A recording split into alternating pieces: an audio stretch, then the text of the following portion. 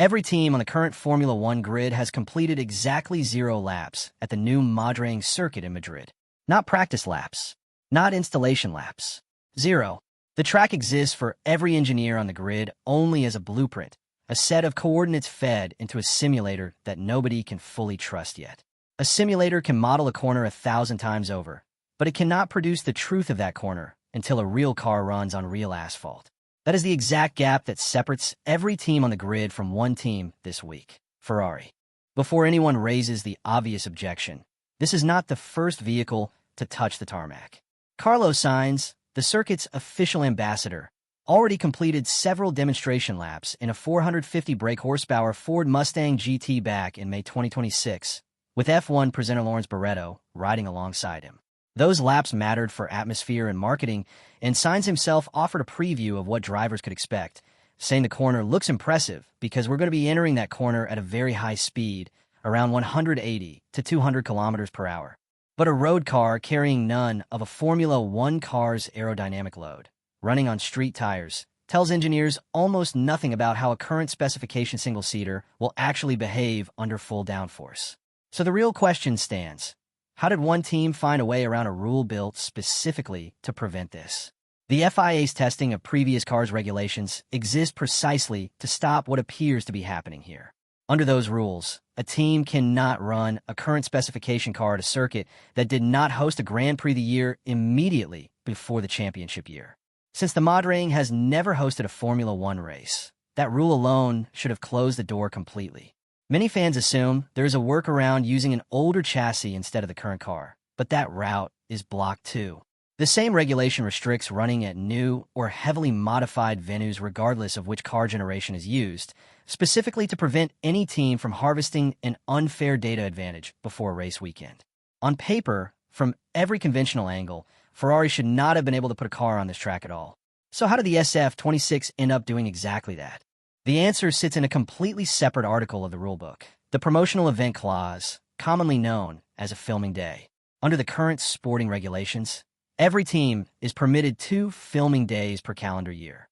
The rules cap total running at 200 kilometers, mandate the use of Pirelli's specifically designed demonstration tires rather than race-spec rubber, and impose no restriction tied to the age of the circuit. Ferrari had already used its first filming day of 2026 in April, at Monza, shortly before the Miami Grand Prix, when Charles Leclerc shook down a significant package of SF26 updates. That means the run in Madrid, conducted on Thursday, July 9th, 2026, was Ferrari's second and final filming day of the entire season. They spent their very last card on a circuit they had never seen before, rather than saving it for a track the team already understands. That decision alone signals intent rather than accident. Adding to the picture, the kilometer cap for filming days used to sit at just 100 kilometers before it was doubled to its current 200-kilometer limit a few seasons ago, and the requirement for teams to notify their rivals in advance was quietly removed in that same rule change. Ferrari did not break a single regulation. They found the seam between 2 separate rules, the testing ban and the promotional exemption, and drove straight through it. Every other team competing this season had exactly the same seam available to them, governed by exactly the same wording on exactly the same rulebook that has been public for years. The paddock is normally an information war. Rival engineers photograph each other's cars through fences at every session, dissect onboard footage frame by frame, and trade notes on every visible setup change. And yet Ferrari did not have to warn a single rival that this session was happening. There's a meaningful difference between footage and data. Cameras capture a highlight reel that a rival team can watch on a broadcast. They cannot capture the telemetry streaming directly into Ferrari's garage. Every rival will eventually see clips of the SF26 navigating the new layout. None of them will see the numbers. The session itself unfolded in 2 shifts on Thursday, July 9th. Charles Leclerc took the first stint shortly after 10:30 a.m., opening with a reconnaissance lap before returning to the garage and heading back out to begin the promotional filming portion of the day. Lewis Hamilton took over in the afternoon, completing his share of the permitted 200 kilometers before the session wrapped at around 5 p.m., running on the mandated Pirelli demonstration tires throughout. At the time of the test, only the pit lane's designated fast lane had been fully cleared of construction dust, while the rest of the facility continued to be prepared around the 2 drivers as they worked. Here is the twist that explains why Ferrari chose to spend its rarest resource on an unfamiliar circuit. Ferrari is not paying for this test. Formula One operates under a strict cost cap, where every euro a team spends on car development and operations is tracked and capped. Under the sport's financial regulations, expenses covered by an external party, in this case, the race promoter, do not count against a team's cost cap in the same way a conventional test would. According to reporting on the arrangement, Madrid invited Ferrari and is covering all the costs of the session. That single detail explains the motive on both sides. Madrid is paying Formula One a reported €48 million per year for hosting rights, roughly double what Circuit de Barcelona Catalunya had been paying to host the race for decades before losing it, under a deal that runs through 2035. A new venue paying that kind of premium needs a launch moment the world will remember, and the first Formula One car in history to turn a wheel on this track is exactly the kind of moment. Ferrari gets genuinely useful current specification data without the spend landing on its own books. Madrid gets a permanent piece of circuit history and a practical operational test of the venue with a real F1 car, weeks before the actual Grand Prix weekend arrives. It is a trade that benefits both sides, and it becomes a marketing image the circuit can sell for decades. Running the current specification SF26 instead of pulling an older chassis out of storage for testing a previous car session also means Ferrari collects 200 kilometers of data that is directly relevant to the car it will actually race in September, rather than data from a superseded model with a different aerodynamic platform. For a team operating under a hard annual spending limit, track running that is fully underwritten by an external party while still producing current spec data is close to the cleanest deal available under the current financial rules. Lap times from Thursday's session mean nothing competitively, and that is worth stating plainly. The tires are demonstration compounds, not the race rubber teams will use in September. But the run is still valuable for a completely different reason: simulator correlation. A simulator is only ever a guess until a real car proves or disproves it. Every team builds a model of how a car should behave on a new track, how the tires load, how the suspension compresses, how the aerodynamics respond to a specific camber or crest. Until real sensor data comes back from an actual lap, that model remains theoretical. On Thursday, Ferrari ran the SF26 with full sensor arrays and aero measurement equipment, checking ride heights, brake performance, and streaming data back to the garage in real time. They were not simply learning what the corners look like. They were calibrating the exact simulation tool the entire team will lean on to prepare for September. That is the real prize, and it has nothing to do with a stopwatch. To understand why this specific circuit matters so much, it helps to understand what the Madrid actually is.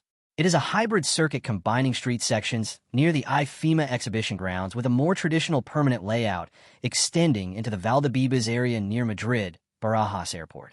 The full lap measures 5.416 kilometers across 22 corners, with genuine elevation change unlike a flat street track. The full asphalting process was scheduled for completion by May 31st, 2026, following the laying of 3 separate layers: a base layer, an intermediate layer, and a final wearing course. The start-finish straight alone stretches 589 meters, and cars are expected to exceed 320 kilometers per hour before the first heavy braking zone, with barely 200 meters separating the start line from Turn 1, making it a likely overtaking spot in the opening seconds of the race. After a slower second corner, drivers reach Turn 3, named Hortaliza after the surrounding Madrid neighborhood, before entering the circuit's only fully urban sector along Ribera del Sena Street. That section feeds into a 1.3-kilometer straight, again pushing cars past 300 kilometers per hour. Organizers also had to solve a specific safety problem before construction finished, after Las Vegas's opening weekend was disrupted by a loose manhole cover that damaged Sainz's car.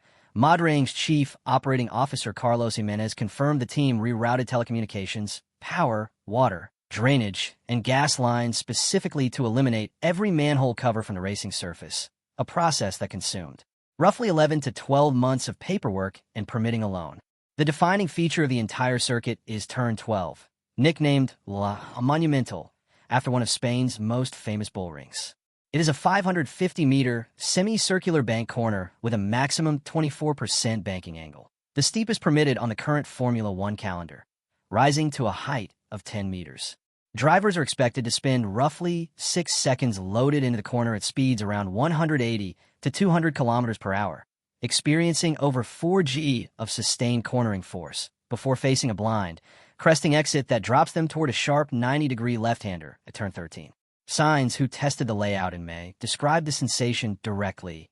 "My feeling is the corner is going to be flat out the whole way, and it's going to create an overtaking opportunity into the next tight left." A corner like that is precisely the kind of thing that is almost impossible to learn from a screen. Tire loading under sustained banking, suspension compression through a rising arc, and where exactly to place the car on entry are all things a simulator can estimate but never fully confirm. That is why real laps on this specific piece of track carry disproportionate value compared to a normal circuit. Immediately after La Monumental's blind exit, drivers brake hard for turn 13, arriving at over 300 kilometers per hour and slowing to roughly 140 kilometers per hour for a tight left-hander that organizers have already flagged as a probable overtaking zone. From there, the layout flows into a rapid sequence known as Las Enlazadas de Valdebebas, turns 14, 15, and 16, which Sainz expects drivers to take almost entirely flat out, comparing the sensation to the high-speed S's at Spa-Francorchamps and Silverstone. That sequence leads into another heavy braking zone at turn 17, where speeds drop sharply from around 280 kilometers per hour to 100 kilometers per hour, before a later 117-degree left-hander at turn 20 that sits close to an outside wall. Sainz warned specifically that this corner could take us all by surprise. Engineers who ran Thursday's session now have real sensor readings across nearly every one of these sequences, while every rival team is still working entirely from projection. None of this should be mistaken for a cheat code, and the honest version of the story requires saying so. The demonstration tires used on filming days are built for durability and safety, not performance. So any lap time set on Thursday is functionally worthless as a competitive benchmark. 200 kilometers split across two drivers over a single promotional day is not a real test program. There were no long fuel-corrected runs and no structured setup sweep. The circuit itself is not even finished. According to a source close to the event organizers, cited by the Italian arm of motorsport.com, the venue at the time of the test had no curbs, no garages, nor pit lane finished. You could do a lap with a touring car. That is all. The surface will also continue to evolve as rubber builds up on the racing line ahead of September, and grandstands, hospitality areas, and paddock facilities were still active construction sites in the days immediately before the test took place. Even the bank section of Turn 12 only received its first layer of asphalt in late March 2026, laid using 2 synchronized paving machines and more than 1,800 cubic meters of asphalt mix produced at a plant in Vicovaro, with a working window of roughly 30 minutes between production and placement due to the material being laid at close to 170 degrees. A circuit built under that kind of compressed timeline, with sections still being finished weeks before Ferrari's cars arrived, is not the same thing as a fully representative race surface. A day like this is worth having, but on its own it settles nothing. The timing of the test connects directly to Ferrari's current form. Charles Leclerc won the British Grand Prix at Silverstone the weekend immediately before the Madrid session, a result the team described as a milestone moment. That followed Lewis Hamilton's win at the Spanish Grand Prix in Barcelona earlier in the season, giving Ferrari 2 victories from its last 3 races and lifting the team to second place in the Constructors' Championship, 78 points behind Mercedes, with Hamilton and Leclerc sitting 3rd and 4th respectively in the drivers' standings. This is not a struggling team searching for any advantage it can find. It is a team riding genuine momentum straight into a private session nobody else on the grid was invited to. Ferrari's own SF26 has been showing genuine competitive pace across recent rounds, and the Madrid session followed directly on the heels of that Silverstone result. Momentum from the track carried straight into a private test the following week. In a championship fight where every point carries weight, a low-cost, low-risk swing like this one arrives at exactly the moment it can compound an existing run of form. From Madrid, Ferrari's next stop on the calendar is Spa-Francorchamps for the Belgian Grand Prix, roughly 2 weeks later, meaning the team heads into that weekend having just banked a data advantage that has nothing to do with the Belgian circuit itself, but everything to do with the championship fight building around it. Fast forward to September, when the rest of the grid arrives at the Madrid for the first time for a Grand Prix weekend that also marks Formula One's return to the city of Madrid for the first time in 45 years. First practice will look 419 of the 20 entries, exactly like every driver's first session at a brand new venue. Cautious installation laps, drivers building confidence corner by corner, engineers learning grip levels live on broadcast in front of the entire world, all of it happening under the pressure of a ticking clock, since a Friday practice session only lasts 60 minutes. Ferrari's 2 drivers will be doing something different. They will already have real sensor data confirming how the SF20XS simulator model matches reality, real knowledge of where the banking at turn 12 actually loads the tires, and a head start on setup direction before a single stopwatch starts running for real. While the rest of the field is still discovering the racing line, Ferrari will already be pushing for the smallest performance gains, using its allocation of practice time to fine-tune rather than to explore. Every other team on the grid also receives 2 filming days each season, so in theory, nothing stops a rival from doing the same thing. In practice, none of them were invited by the promoter, none of them had their costs covered outside the cap, and none of them can easily justify spending their own rare filming day allocation on an unfinished circuit using tires that produce no usable competitive data. A rival team weighing the same decision would have to give up its own only remaining filming day, cover the cost internally against its own cost cap, and accept the same limitations Ferrari accepted, all without the benefit of a promoter picking up the bill. Their only realistic option is to wait until September and hope the gap Ferrari built in July stays small. They cannot copy the run. They cannot unsee the head start Ferrari has already banked, and by the time any of them decide it is worth the cost, the calendar will have already moved on. Return to that opening number, 0 laps. That was true for every team on the grid before Thursday, July 9th, 2026. It is no longer true for one of them. The trade Ferrari made is worth stating honestly in both directions. Meaningless lap times, the wrong tires, and a circuit surface that will keep changing before race week, set against a head start that nothing between now and September can undo. More than 70% of the ticket allocation for the September race weekend had already been sold at the time of Ferrari's test, according to organizers, underlining how much attention is already fixed on this venue before a single competitive lap has been driven. Madrid will host Real Madrid and Atletico Madrid, stages of the Vuelta a España, and a Madrid Open tennis tournament in the same city calendar that now adds a Formula One Grand Prix. And the Madrid's promoters clearly intend for Thursday's filming day to be remembered as the moment that calendar edition truly began. When the field finally rolls out for the first ever Spanish Grand Prix at the Madrid on September 11th to 13th, 2 drivers in red will already know exactly what is waiting for them at turn 12, exactly how the SF26 respond to the elevation change through Valdebebas, and exactly where the banking demands respect.